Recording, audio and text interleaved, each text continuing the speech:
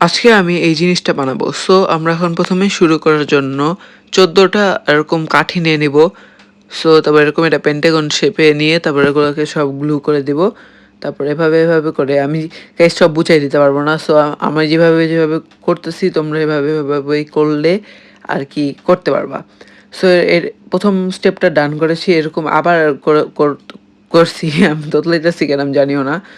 তারপর গাইস কালো কালার করে নিব এভাবে। আমি পুরাটা করে নিয়ে গেছি, তোমরা পুরাটা করে নিও, কারণ আমার মনে হচ্ছে কালো কালার শেষ হয়ে যেতে পারে।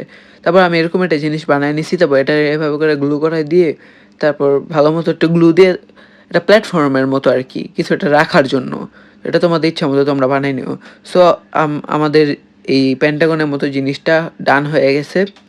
সো আই হোপ তোমাদের গাইস সুন্দর লাগতেছে। তো সো এখানে আমি আমার দুইটা ক্যারেক্টার দিয়ে এখানে বসাই নিলাম।